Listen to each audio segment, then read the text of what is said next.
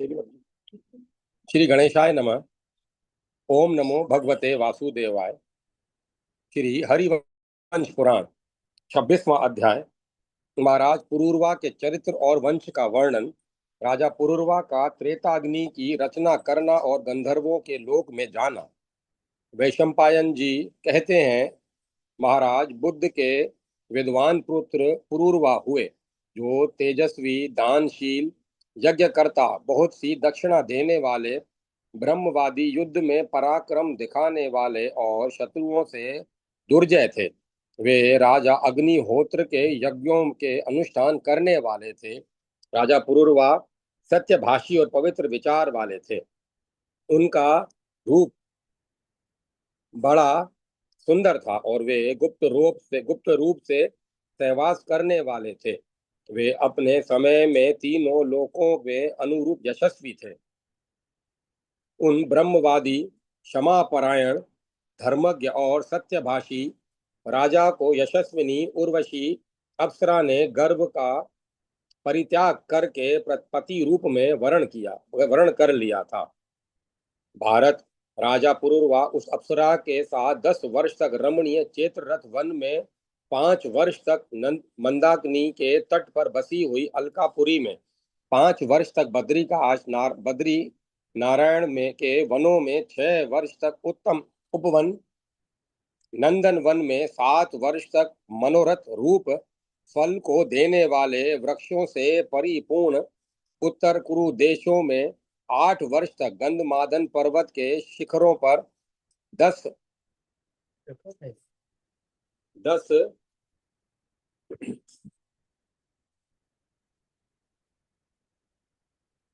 गंधमादन शिखरों पे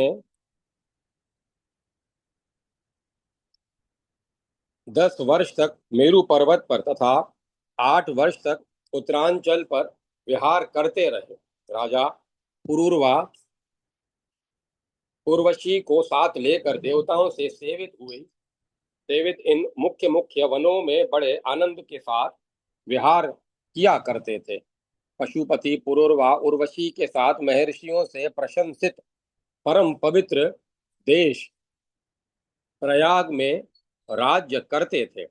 राजा के द्वारा उर्वशी के गर्भ से स्वर्ग में देव पुत्रों के तुल्य आयु, बुद्धिमान, अमावसु, धर्मात्मा, विश्वायु, श्रुतायु, द्रोणायु, वनायु और शतायु नामक 7 पुत्र उत्पन्न हुए, जो सभी महान आत्मबल से संपन्न थे। जन्मेजय ने पूछा, बहुश्रुत वैशंपायन जी, उर्वशी देवी तो अप्सरा थी, फिर देवताओं का परित्याग कर वह मनुष्य राजा के पास क्यों कर आई, यह मुझे बताइए। वैशंपायन जी ने कहा, राजन, ब्रह्मशाप के कारण उर्वशी को मनुष्य लोक में आना पड़ा था। वह सुंदर अंगों वाली उर्वशी कुछ शर्तों के साथ इलानंदन पुरूरवा के पास रही थी। भूपाल, उसने अपने शाप से छूटने के लिए यह शर्त करा ली थी कि मैं आपको नंगा न देखूं, मेरे सकाम होने पर ही आप सहवास करें। मेरे पलंग के पास सदा 2 भेड़ बंधे रहेंगे और दिन में एक बार थोड़ा सा घृत मात्र भोजन करूंगी।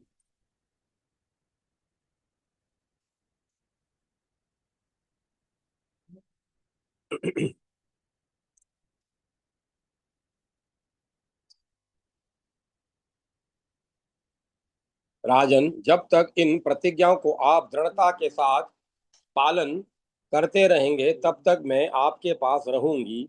यह मैं आपसे प्रतिज्ञा करती हूँ। राजा उसकी सब शर्तों का पालन करने लगे। इस प्रकार वह श्रेष्ठ अप्सरा पुरूरवा के वहां रहने लगी। शाप के कारण उर्वशी को जब राजा में आसक्त होकर रहते हुए 59 वर्ष बीत गए, तब गंधर्वों को मनुष्यों के बीच बसने वाली उर्वशी की चिंता हुई। गंधर्वों ने कहा, महाभागों, वारांगना उर्वशी देवताओं में फिर किस प्रकार आए? इसका उपाय सोचो, क्योंकि वह स्वर्ग का भूषण है। तब वक्ताओं में श्रेष्ठ विश्वावसु नामक गंधर्व ने कहा, उन दोनों ने पहले जो प्रतिज्ञा की थी उन्हें मैंने सुना है। राजा के प्रतिज्ञा भंग करने पर वह उसे छोड़ देगी। उस राजा की प्रतिज्ञा जिस प्रकार टूटेगी मैं उसे भी भली भांति जानता हूँ। तुम्हारे काम को सिद्ध करने के लिए अपने सहायकों को साथ लेकर मैं वहां जाऊंगा। यूं कहकर वे मनस्वी महायशस्वी गंधर्व प्रतिष्ठानपुर झूसी प्रयाग में गए। वहां आकर उन्होंने रात में एक भेड़ चुरा ली। मनोहर हांस वाली वह उर्वशी उन भेड़ों पर माता के समान स्नेह करती थी। यशस्विनी उर्वशी ने गंधर्वों के आगमन को सुनकर विचारा कि अब मेरे शाप के अंत होने का समय आ गया। तब उसने राजा से कहा, राजन, मेरे एक बच्चे को चुरा ले गए। यह कहने पर भी वह यह विचार कर नंगा नहीं उठा कि यदि यह देवी मुझे नंगा देख लेगी तो मेरी प्रतिज्ञा झूठी हो जाएगी। इतने ही में गंधर्व पुनः दूसरे भेड़ को भी उठा ले गए।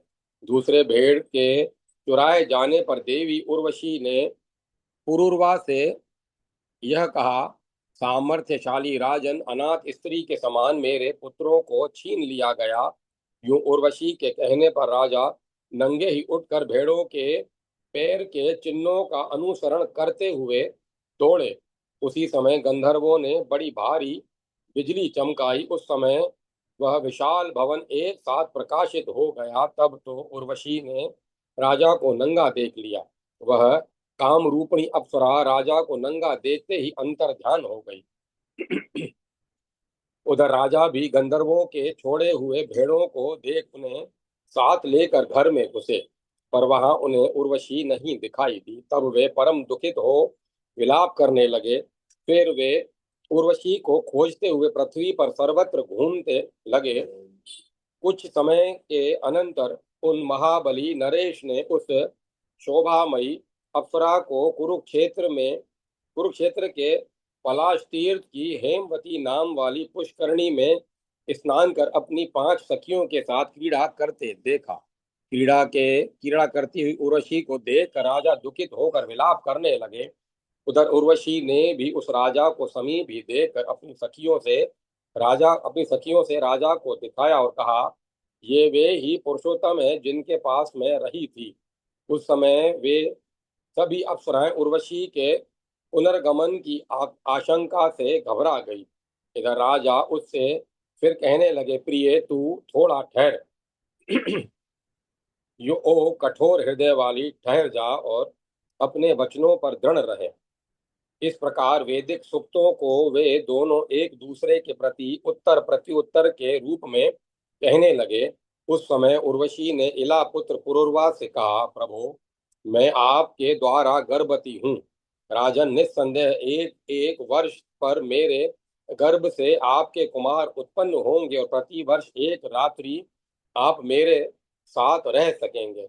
तब वे महायशस्वी राजा प्रसन्न हो गए और अपने नगर में आ गए। वर्ष समाप्त होने पर उर्वशी उनके पास फिर आई। महायशस्वी पुरुरवा उसके साथ एक रात्रि रहे। तदंतर उर्वशी ने पुरुरवा से कहा, गंधर्व आपको वर देना चाहते हैं। महाराज, अब आप वर मांग लीजिए। आप इनसे इन महात्मा गंधर्वों की समता मांग लीजिए। तब पुरुरवा ने बहुत अच्छा कहकर गंधर्वों से वर मांग लिया। तब गंधर्वों ने बहुत अच्छा, ऐसा ही होगा कहकर एक थाली में अग्नि भरकर पुरुरवा से कहा, राजन, इस अग्नि से यज्ञ करके तुम हमारे लोकों में आ जाओगे। तब वे राजा अग्नि और अपने पुत्रों को लेकर नगर की ओर चले। मार्ग में उन्होंने वन में अग्नि को रख दिया और अपने पुत्रों को लेकर घर में प्रवेश किया। फिर वन में जाने पर वहां उन्होंने अग्नि को नहीं देखा, क्योंकि उसकी जगह एक पीपल के वृक्ष को खड़ा देखा। तब वे राजा अग्नि को अपने गर्भ में छिपाने वाले शमी जड़ के वृक्षों में से उत्पन्न हुए पीपल को देखकर विस्मय में पड़ गए और उन्होंने गंधर्वों से अग्नि के न दिखने का वृतांत कहा। गंधर्वों ने सब बात को सुनकर कहा, तुम पीपल की अरणी बना लो। तब उन्होंने पीपल की अरणी बनाकर शास्त्रीय विधि के अनुसार उन अरनियों को मत कर अग्नि को उत्पन्न किया। फिर उस अग्नि के 3 विभाग किए। तदंतर उस अग्नि से उन्होंने यजन किया था। वे उस त्रेताग्नि से अनेक प्रकार के यज्ञ कर गंधर्वों की समानता पाकर गंधर्वों के लोक में पहुंच गए। राजा पुरुरवा ने गंधर्वों से वर पाकर त्रेताग्नि की रचना की थी। पहले अग्नि एक ही था, पुरुरवा ने उसको 3 बनाया था। नरश्रेष्ठ राजा पुरुरवा ऐसे प्रतापी थे। उन महायशस्वी पृथ्वीपति ने गंगा के उत्तर तट पर बसे हुए महर्षियों से प्रशंसित परम पवित्र प्रतिष्ठान जूसी प्रयाग में राज्य किया था। इस प्रकार श्री महाभारत खिल्य भाग हरिवंश के अंतर्गत हरिवंश पर्व में पुरूरवा की उत्पत्ति विषयक 26वां अध्याय पूरा हुआ। जय माता सरस्वती। जय मां सरस्वती। 27वां अध्याय पुरूरवा के द्वितीय पुत्र अमावस्यु के वंश का वर्णन। विश्वामित्र और परशुराम जी की उत्पत्ति।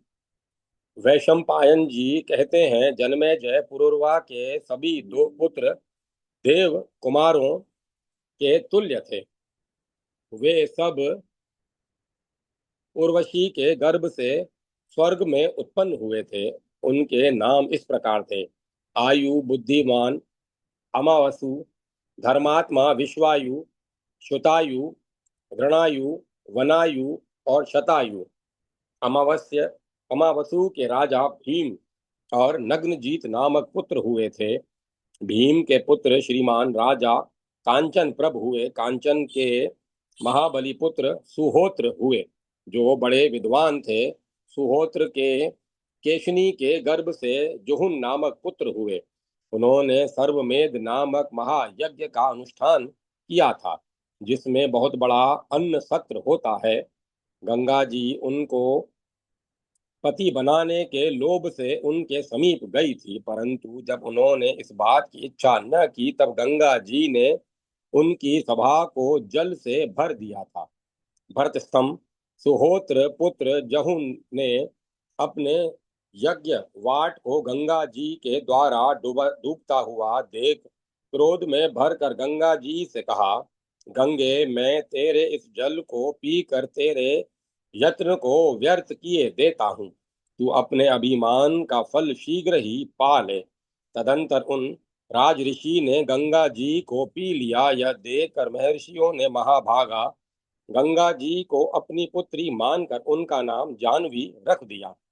जहू ने युवनाश्व की पुत्री कावेरी से विवाह किया था, जिसे युवनाश्व के शाप से गंगा ने अपने ही आधे भाग द्वारा प्रकट किया था। इस प्रकार सरिताओं में श्रेष्ठ साध्वी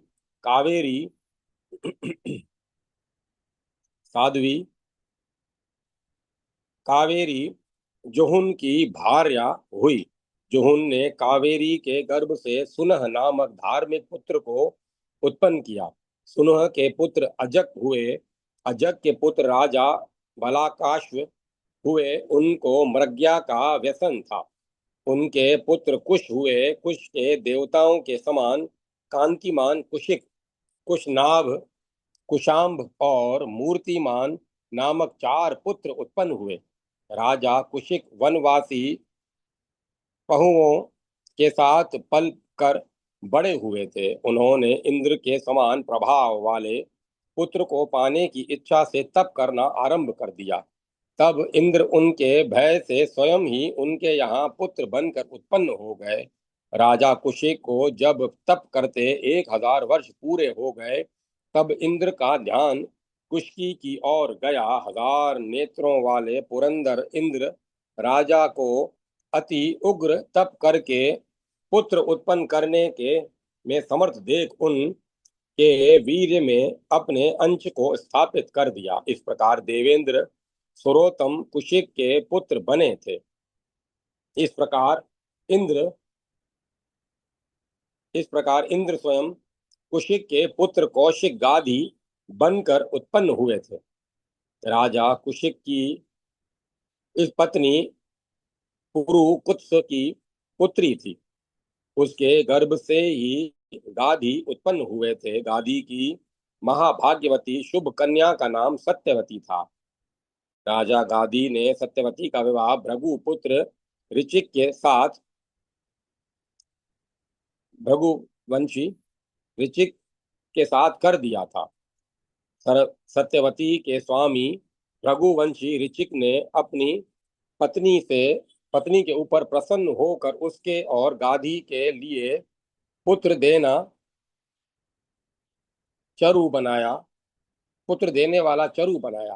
तदंतर सत्यवती के स्वामी भृगुवंशी ऋचिक ने सत्यवती को बुलाकर कहा, तू इस चरु का उपयोग करना और इस दूसरे चरु का उपयोग करने के लिए अपनी माता से कहना।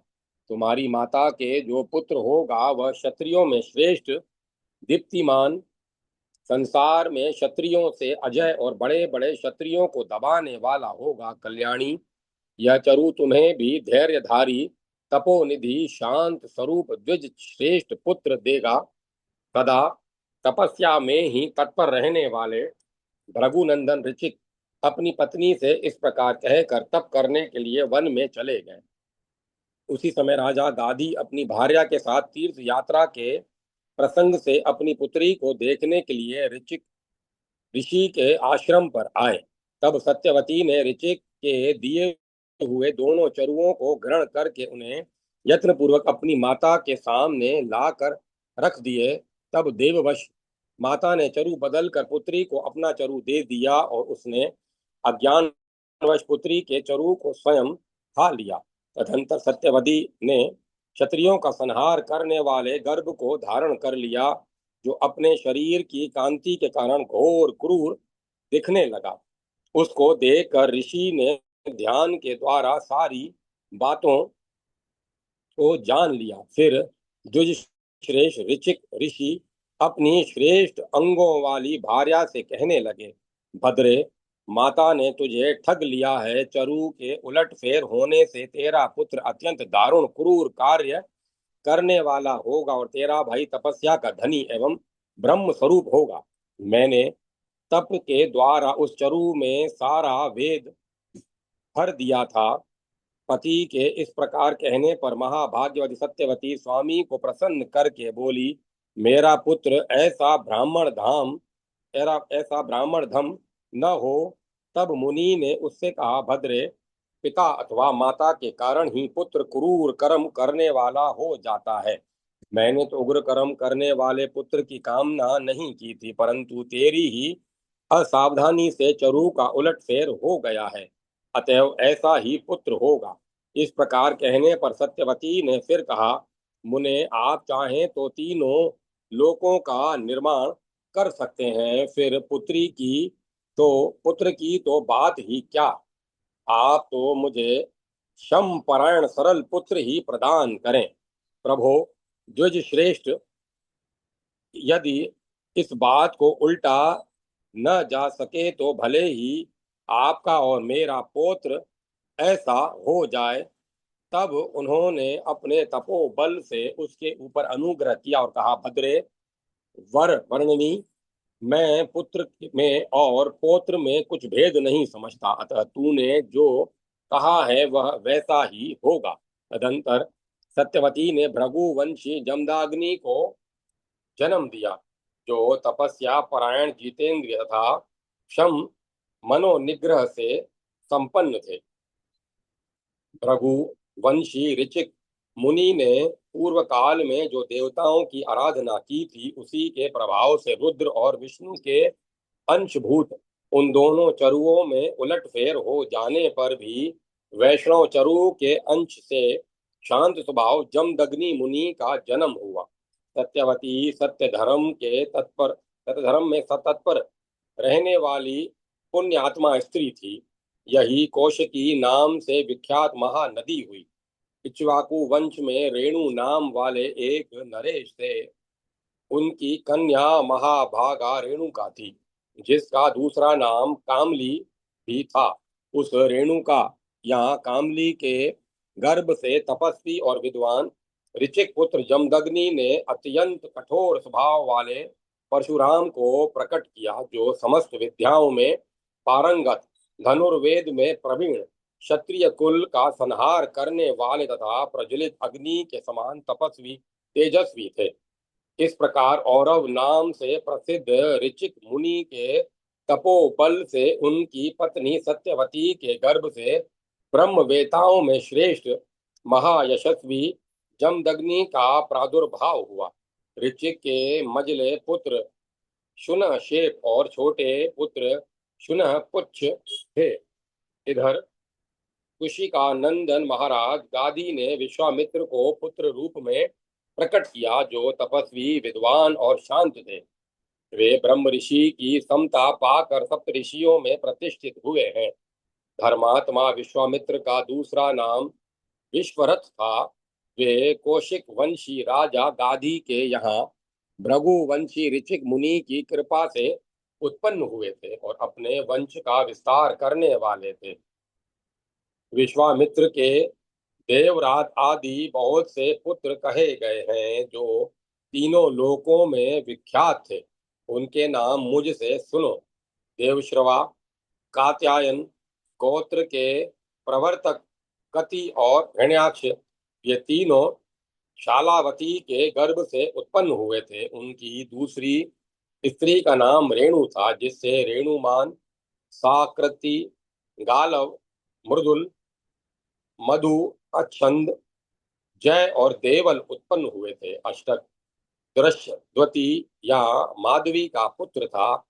कच्छप और हारित भी विश्वामित्र के ही पुत्र थे। इन कौशिक वंशी महात्माओं के प्रसिद्ध गोत्र इस प्रकार हैं: राजन, पाणिनि, पाणिन, प्रभु, प्रभु, ध्यान जप्य, पार्थिव, देवरात, शालकार्यन, बाष्कल, लोहित, यामदूत, कारिशु, सोश्रुत, कौशिक, सेंधवायन, देवल, रेणु, याज्ञवल्क्य, अघमर्षण, औदुंबर, अभिषाणात, तारकायन, चुंचुल, शालवात्य, हिरणाक्ष, सांकृत्य, गालव तथा बादरायणी, ये तथा और भी बहुत से बुद्धिमान विश्वामित्र के पुत्र थे। कौशिक गोत्री ब्राह्मणों की संख्या बहुत है।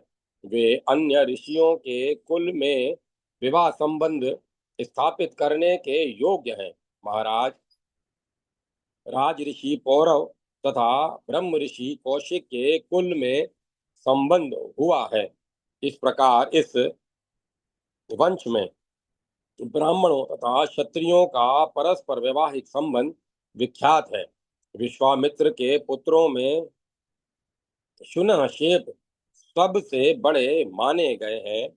मुनि श्रेष्ठ शुनशेप का जन्म यद्यपि भृगुकुल में हुआ था, तथापि वे कौशिक गोत्रीय हो गए। कहते हैं, राजा हरिद्वश्व हरिश्चंद्र के यज्ञ में शुनशेप पशु बनाकर लाए गए थे। उसी समय वे विश्वामित्र के पुत्र हुए। देवताओं ने विश्वामित्र के हाथ में पुनः शुनशेप को दे दिया था। देवताओं द्वारा प्रदत्त होने के कारण वे देव रात, इस व्यतिपति के अनुसार देवरात नाम से विख्यात हुए। विश्वामित्र के देवरात आदि 7 प्रमुख पुत्र थे। उन्हीं से अष्टक का भी जन्म हुआ था, जो ध्वजवती का पुत्र था। अष्टक का पुत्र लोही बताया गया है। इस प्रकार मैंने जोहन कुल का वर्णन किया। इसके बाद महात्मा आयु के वंश का वर्णन करूंगा। इस प्रकार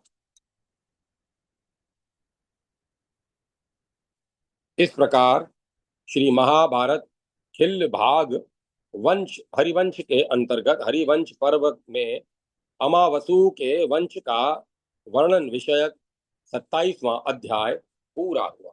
जय माता सरस्वती। जय मां सरस्वती। 28वां अध्याय राजा रजी और उनके पुत्रों का चरित्र।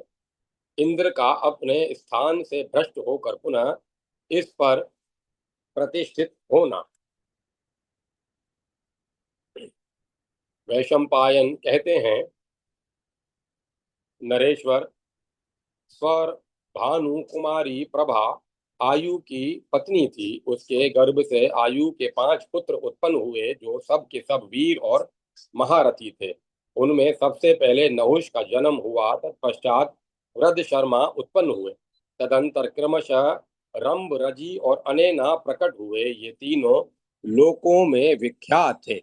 रजी ने 500 पुत्रों को जन्म दिया। वे सभी क्षत्रिय राजे नाम से विख्यात हुए। उनसे इंद्र भी डरते थे। पूर्व काल में देवताओं तथा असुरों में अत्यंत भयंकर युद्ध आरंभ होने पर उन दोनों पक्षों के लोगों ने पितामह ब्रह्मा जी से पूछा, भगवान सर्वभूतेश्वर, बताइए हम दोनों के युद्ध में कौन विजयी होगा।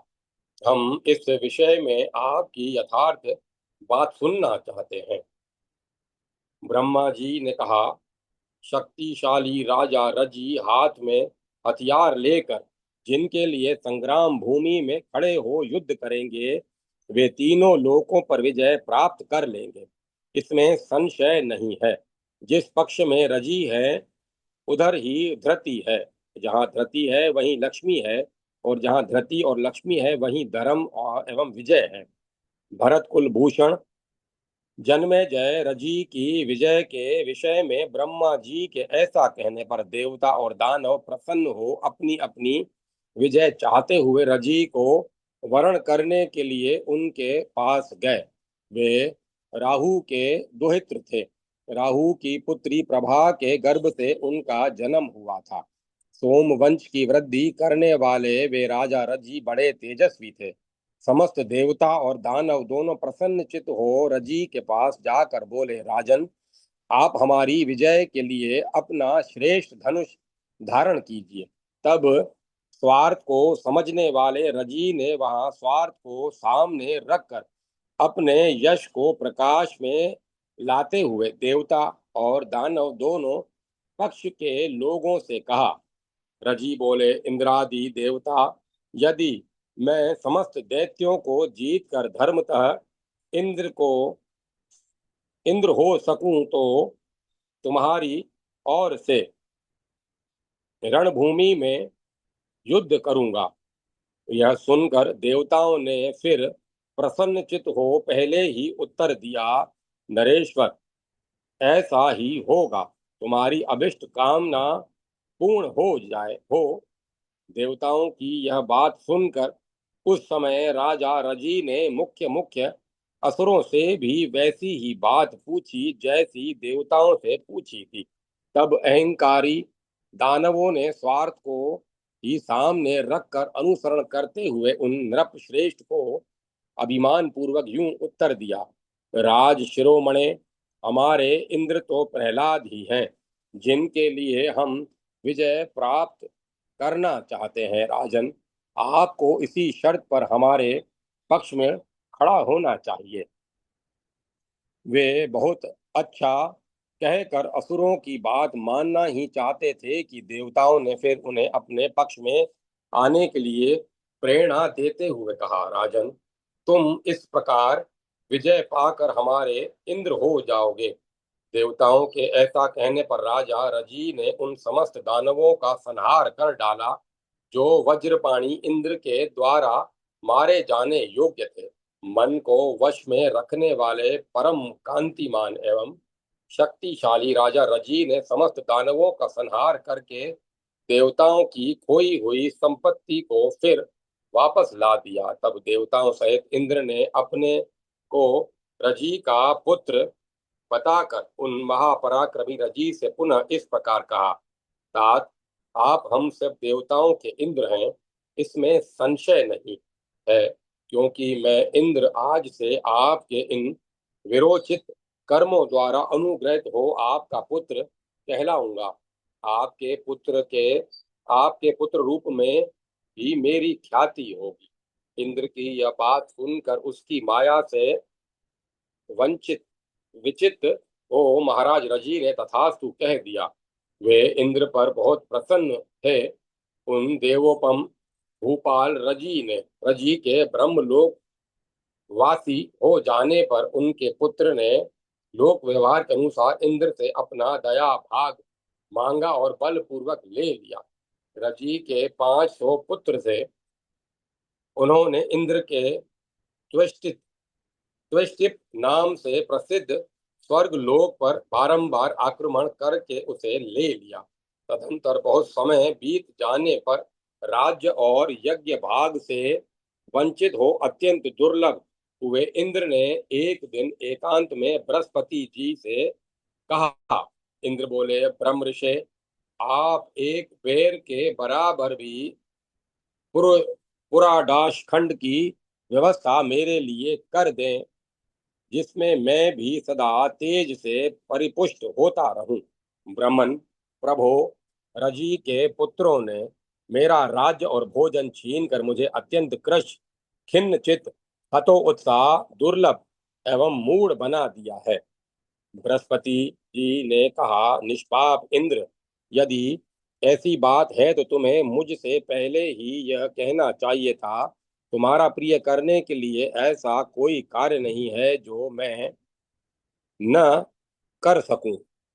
देवेंद्र, मैं तुम्हारे प्रिय मनोरथ की सिद्धि के लिए निस्संदेह ऐसा प्रयत्न करूंगा जिससे तुम अपना राज्य और यज्ञ भाग शीघ्र प्राप्त कर लोगे। तात, तुम जैसा चाहते हो वैसा ही करूंगा।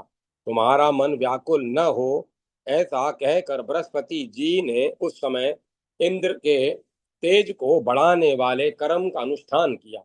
द्विजश्रेष्ठ बृहस्पति ने रजी के पुत्रों की बुद्धि में मोह उत्पन्न करने के लिए ऐसे शास्त्र का निर्माण किया जो नास्तिकवाद से परिपूर्ण तथा धर्म के प्रति अत्यंत द्वेष उत्पन्न करने वाला था। केवल तर्क के आधार पर अपने सिद्धांत का प्रतिपादन करने वाले शास्त्रों में वह उत्कृष्ट माना गया है। बृहस्पति का वह नास्तिक दर्शन दुष्ट पुरुषों के ही मन को अधिक भाता है। धर्म प्रधान पुरुषों को बातचीत के प्रसंग में भी उसकी चर्चा नहीं सुहाती है। बृहस्पति के उस शास्त्र को सुनकर वे मंद बुद्धि रजी पुत्र पहले के धर्म शास्त्रों से सदा द्वेष रखने लगे। वक्ता का वह न्याय रहित मत उन्हें बहुत उत्तम जान पड़ने लगा। उसी अधर्म से वे बहुत सब पापी नष्ट हो गए। इस तरह बृहस्पति की कृपा से त्रिलोकी का वह दुर्लभ राज्य पाकर इंद्र बड़े प्रसन्न हुए। वे रजी के पुत्र जब नास्तिकवाद का आश्रय ले विवेक शून्य रागोन्मत्त धर्म के विपरीत चलने वाले ब्रह्मद्रोही शक्तिहीन और पराक्रम शून्य हो गए, तब काम क्रोध में तत्पर रहने वाले उन समस्त रजी पुत्रों को मारकर इंद्र ने देवताओं का ऐश्वर्य और उत्तम स्थान प्राप्त कर लिया। जो इंद्र के अपने स्थान से भ्रष्ट होने और पुनः उस पर प्रतिष्ठित होने के इस प्रसंग को सुनता और अपने हृदय में धारण करता है, उसके मन में कभी दुर्भावना नहीं आती। इस प्रकार श्री महाभारत खिल्य भाग हरिवंश के अंतर्गत हरिवंश पर्व में आयु के वंश का वर्णन विषयक 28वां अध्याय पूरा हुआ। जय माता सरस्वती, जय मां सरस्वती। 29वां अध्याय अनेना के वंश का वर्णन। धन्वंतरी का काशीराज धन्व के यहाँ पुत्र रूप में अवतार देवोदास के राज्य काल में भगवान शिव की आज्ञा से गणेश्वर निकुंभ के द्वारा वाराणसी को जन शून्य बनाने का प्रयत्न, वहाँ शिव और पार्वती का निवास, देवोदास का वाराणसी पर अधिकार और अलर्क की प्रशंसा। वैशंपायन जी कहते हैं, जन्मेजय आयु पुत्र रंभ के कोई संतान नहीं हुई। अब मैं अनेना के वंश का वर्णन करूंगा। अनेना के पुत्र महायशस्वी राजा प्रतिशत्र हुए। प्रतिशत्र के पुत्र सृजय नाम से विख्यात हुए। सृजय के पुत्र जय और जय के पुत्र विजय हुए। विजय के पुत्र कृति, कृति के हर्षव और हर्षव के पुत्र प्रतापी राजा सहदेव हुए। सहदेव का धर्मात्मा पुत्र नदीन नाम से विख्यात हुआ। नदीन का पुत्र जयतसेन और जयतसेन का संकृति था। संकृति के पुत्र महायशस्वी धर्मात्मा शत्र धर्मा हुए। यहाँ तक अनेना के पुत्रों का वर्णन हुआ। अब मुझसे शत्रवृद्ध की संतति का वर्णन सुनो। शत्रवृद्ध के पुत्र महायशस्वी सुनहोत्र हुए। सुनहोत्र के परम धार्मिक 3 पुत्र थे, काश, शाल, काश चल और प्रभावशाली ग्रतसमत। ग्रतसमत के पुत्र शुनक हुए, जिससे शौनक वंश का विस्तार हुआ। शौनक वंश में ब्राह्मण, क्षत्रिय, वैश्य और शूद्र सभी वर्णों के लोग हुए। शल के पुत्र का नाम अरिष्टसेन था। उनके पुत्र काशक हुए। राजन, काशक के वंशज पुत्र काशी कहलाए। इनमें दीर्घतपा सबसे प्रथम पुत्र थे। दीर्घतपा के धन्व और धन्व से विद्वान धन्वंतरी का प्रादुर्भाव हुआ। अपनी महान तपस्या पूरी करके अंत में धन्वंतरी देव ने बुद्धिमान और वृद्ध राजा धनवा के यहाँ इस मनुष्य रूप में पुनः जन्म ग्रहण किया। जन्मेजय ने पूछा, ब्रह्मन, धन्वंतरी देव इस मनुष्य लोक में किस प्रकार उत्पन्न हुए, यह मैं जानना चाहता हूं। अतः यह प्रसंग मुझे ठीक ठीक बताइए। वैशंपायन जी कहते हैं, भरत श्रेष्ठ, धन्वंतरी के जन्म का यह प्रसंग सुनो। वे पूर्व काल में अमृत मंथन के समय समुद्र से प्रकट हुए थे।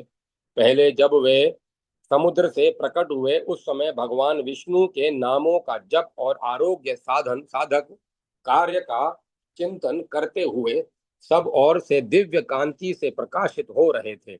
वे अपने सामने भगवान विष्णु को देखकर खड़े हो गए। भगवान विष्णु ने उनसे कहा, तुम अप अर्थात जल से प्रकट हुए हो, इसीलिए अब्ज हो। उनके ऐसा कहने पर वे अब्ज कहलाने लगे। उस समय अब्ज ने भगवान विष्णु से कहा, प्रभु, मैं आपका पुत्र हूँ। सुरेश्वर, मेरे लिए यज्ञ भाग की व्यवस्था कीजिए और लोक में मेरे लिए एक स्थान दीजिए। उनके ऐसा कहने पर भगवान विष्णु ने उनकी ओर देख कर यह यथार्थ बात कही। पूर्व काल में यज्ञ संबंधी देवताओं ने यज्ञ का विभाग कर लिया है। महर्षियों ने हवनीय पदार्थों का देवताओं के लिए ही विनियोग किया है। इस बात को तुम अच्छी तरह समझ लो। बेटा, तुम्हें छोटे मोटे उपहोम कभी नहीं अर्पित किए जा सकेंगे, क्योंकि वे तुम्हारे योग्य नहीं है। तुम देवताओं से पीछे उत्पन्न हुए हो, अतः तुम्हारे लिए वेद विरुद्ध यज्ञ भाग की कल्पना नहीं की जा सकती और वैदिक यज्ञ भाग पाने के तुम अधिकारी नहीं हो। तुम्हारे दूसरे जन्म में तुम संसार में विख्यात होगे। वहां गर्भ अवस्था में ही तुम्हें अणिमा आदि सिद्धि प्राप्त हो जाएगी।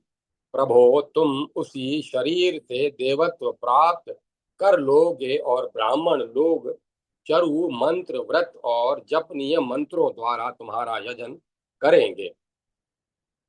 फिर तुम उस जन्म में आयुर्वेद को 8 भागों में विभक्त करके उसे 8 अंगों से युक्त बना दोगे। वेदक के आयुर्वेदक के 8 अंग इस प्रकार बताए गए हैं। काय चिकित्सा, बाल चिकित्सा, गृह चिकित्सा, उदरवंग चिकित्सा, शल्य चिकित्सा, दृष्टा चिकित्सा, जरा चिकित्सा और वृष चिकित्सा। ये 8 प्रकार की चिकित्साएं हैं। पूर्वोक्त काय, बाल आदि को 8 अंग हैं। जो 8 अंग हैं उन पर ही चिकित्सा अवलंबित होती है। शारीरिक रोगों के निदान और उपचार को काय चिकित्सा कहते हैं। बालकों के रोगों का विचार और उन्हें दूर करने के उपाय आदि बाल चिकित्सा के अंतर्गत हैं। भूत प्रेत पिशाच आदि के आवेश से होने वाली पीड़ा को समझना और अब विभिन्न प्रकार के उपचारों द्वारा उसे दूर करना गृह चिकित्सा है। सिर, नेत्र आदि ऊपर के अंगों की बीमारी को दूर करने की चेष्टा एवं विधि उदरवांग चिकित्सा कहलाती है। अस्त्र शस्त्रों के आघात आदि से होने वाले घाव को चीर फाड़ ठीक करने की जो क्रिया है उसे शल्य चिकित्सा कहते हैं। सर्पदंश आदि, जगम और अफीम आदि स्थावर विष को दूर करने का उपचार दृष्टा चिकित्सा है। रसायन आदि के द्वारा बुढ़ापा को रोकने या उसे दूर करना जरा चिकित्सा है। वाजीकरण तंत्र को ही वृष चिकित्सा कहते हैं।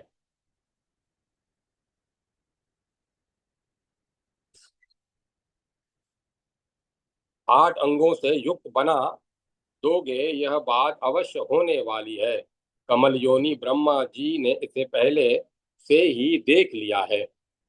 दूसरा, द्वापर आने पर तुम संसार में प्रकट होगे, इसमें संशय नहीं है। धन्वंतरी को यह वर देकर भगवान विष्णु फिर अंतर ध्यान हो गए। जब दूसरा द्वापर आया तब सुनहोत्र के पुत्र काशीराज धन्वपुत्र की कामना से दीर्घकालिक तपस्या करने लगे। उन्होंने मन ही मन सोचा कि मैं उस देवता की शरण लूं जो मुझे पुत्र प्रदान करेगा। ऐसा विचार कर राजा ने पुत्र के लिए अबज देव भगवान धन्वंतरी की आराधना की। उस आराधना से संतुष्ट होकर भगवान अब्ज राजा धन्व से बोले, उत्तम व्रत का पालन करने वाले नरेश, तुम जो वर प्राप्त करना चाहते हो उसे बताओ, वह मैं तुम्हें दूंगा। राजा बोले, भगवन, यदि आप मुझसे संतुष्ट हैं तो मेरे पुत्र हो जाएं और इसी रूप में आपकी ख्याति हो। तब तथास्तु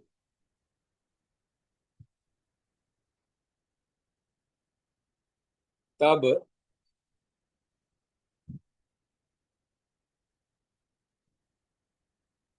तथास्तु कहकर राजा धन्वंतरी भगवान धन्वंतरी वहीं अंतर ध्यान हो गए।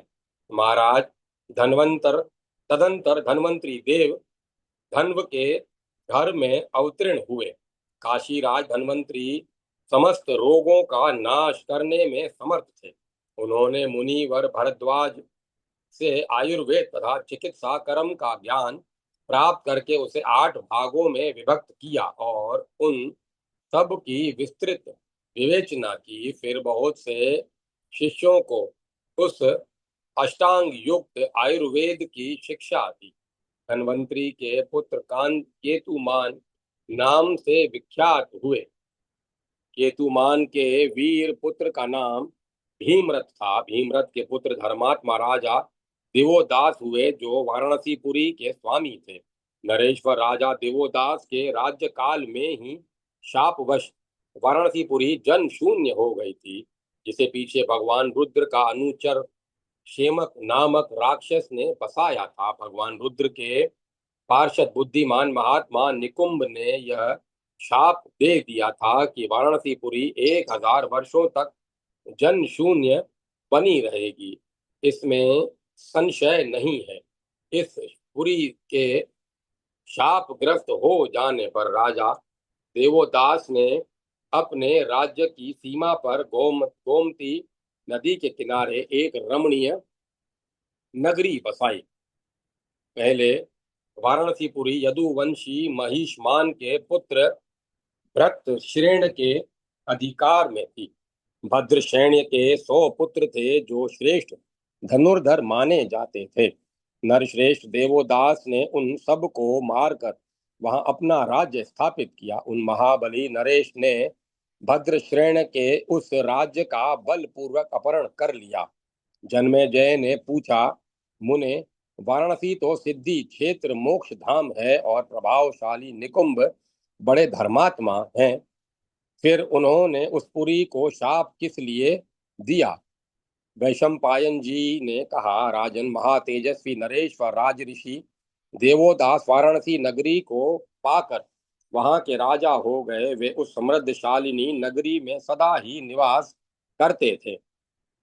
उन्हीं दिनों भगवान शंकर विवाह करके देवी पार्वती का प्रिय करने की इच्छा से अपने ससुर के पास ही निवास करते थे। उस समय महादेव जी की आज्ञा से उनके सुयोग्य पार्षद जो तपस्या के धनी थे, उनके पहले दिए हुए उपदेश के अनुसार पार्वती देवी को संतुष्ट करते रहते थे।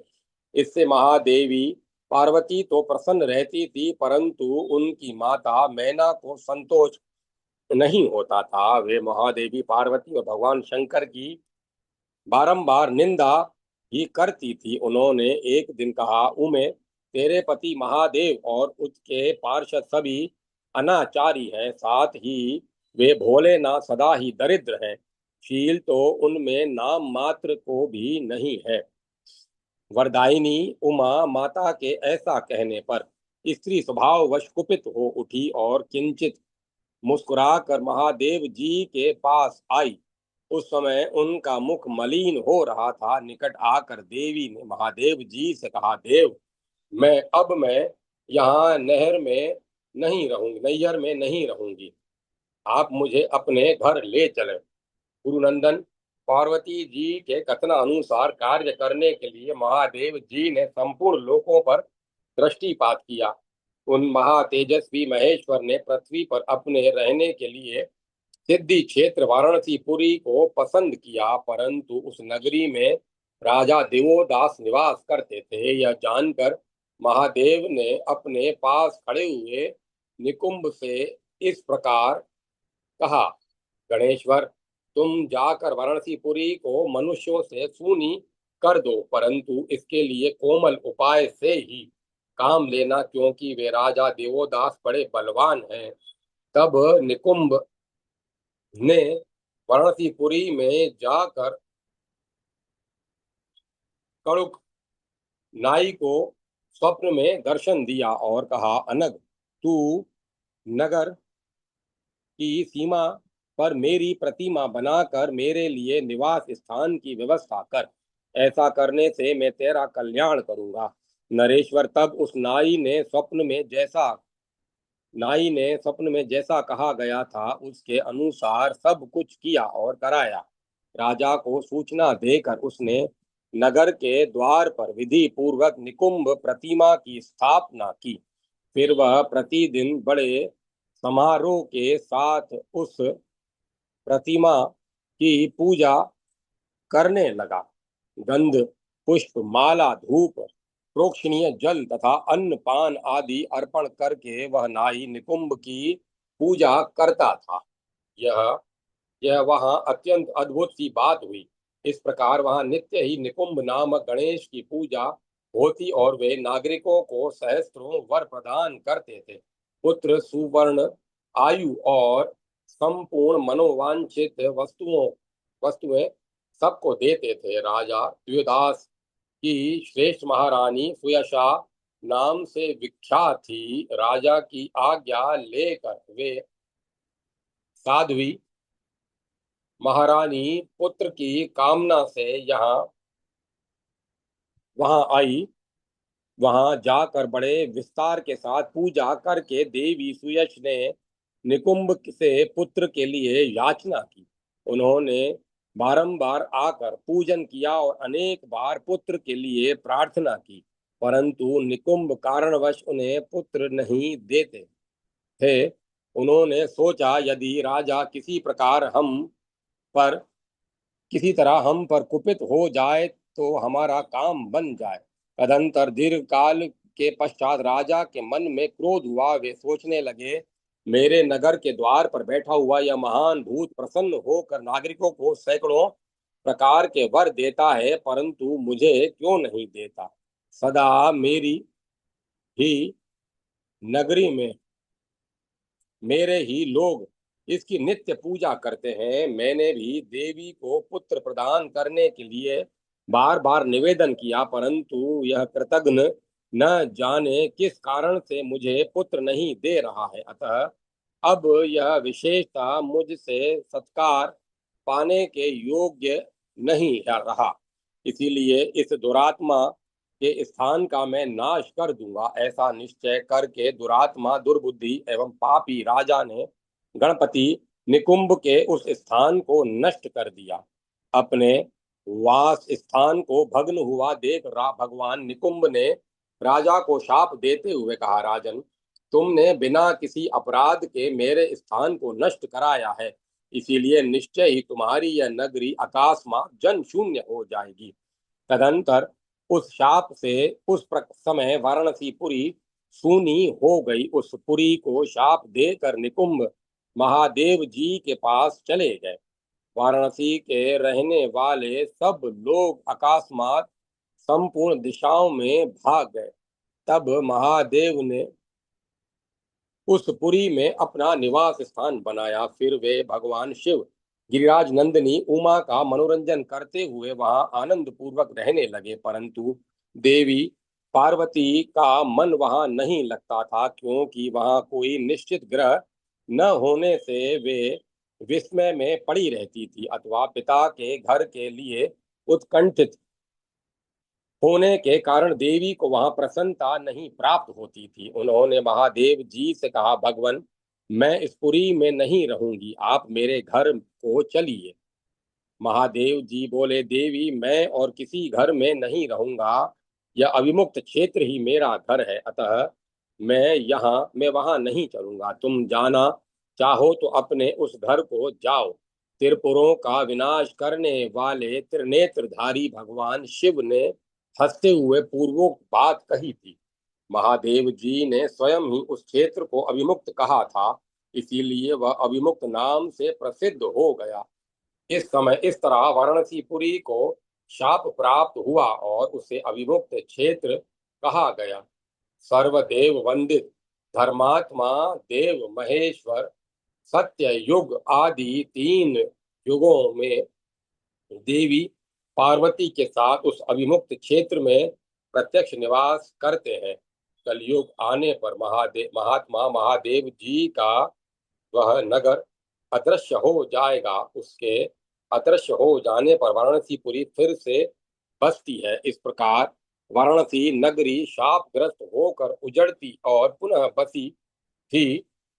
भद्र श्रेण्य का एक पुत्र दुर्दम नाम से विख्यात था। देवोदास ने उसे बालक समझकर दयावश जीवित छोड़ दिया था।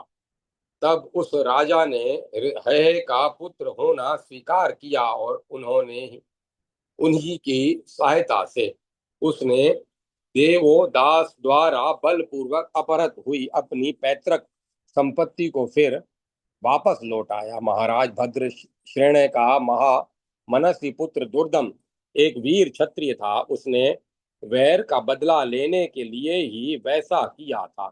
देवोदास के द्वारा उनकी पत्नी दृष्टद्वंती के गर्भ से वीर प्रदन का जन्म हुआ। उस राजकुमार ने बालक होने पर भी दुर्दम से पुनः राज्य छीन लिया। प्रतर्धन के दो पुत्र थे, वत्स और भार्ग। वत्स के पुत्र अलर्क और अलर्क के सन्नति हुए। काशी राज अलर्क बड़े ब्राह्मण भक्त और सत्य प्रतिज्ञ थे। राज ऋषि अलर्क के विषय में प्राचीन पुरुषों ने निम्नांकित श्लोकों का गान किया है। काशी वंशावतंस अलर्क 66,000 वर्षों तक युवा अवस्था और तथा सुंदर रूप वैभव से संपन्न रहे। उन्होंने लोपामुद्रा की कृपा से उत्तम आयु प्राप्त की थी। रूप और युवा अवस्था से सुशोभित होने वाले अलर्क का राज्य बहुत विशाल था। महाबाहु अलर्क ने निकुंभ के शाप का अंत होने पर शेमक नामक राक्षस को मारकर पुनः रमणीय वाराणसीपुरी बसाई थी। सन्नति के पुत्र धर्मात्मा सुनित हुए और सुनित का महायशस्वी पुत्र शैम्य नाम से प्रसिद्ध हुआ। शैम्य के पुत्र केतुमान, केतुमान के पुत्र सुकेतु और सुकेतु के भी पुत्र धर्म केतु हुए। धर्म केतु के पुत्र महारथी सत्य केतु हुए और सत्य केतु के पुत्र प्रजापालक विभु हुए।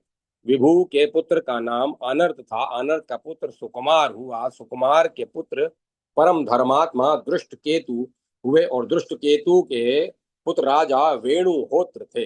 वेणुहोत्र का पुत्र राजा भर्ग के नाम से विख्यात हुआ।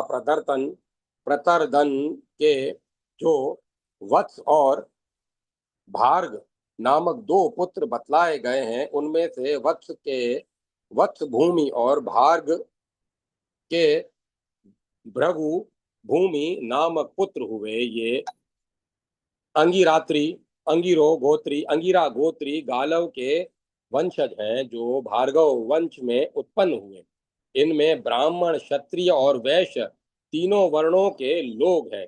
वत्स भूमि और भृगु भूमि के सहस्त्रों पुत्र कहे गए हैं। इस प्रकार ये राजा काशी के कुल में उत्पन्न हुए क्षत्रिय बताए गए हैं। अब तुम मुझसे नहुष की संतानों का वर्णन सुनो। इस प्रकार श्री महाभारत खिल्ल भाग हरिवंश के अंतर्गत हरिवंश पर्व में 29वां अध्याय पूरा हुआ। जय माता सरस्वती, जय मां सरस्वती। अब कथा को विराम दिया जाता है। ओम तत्सत, ओम तत्सत, ओम तत्सत।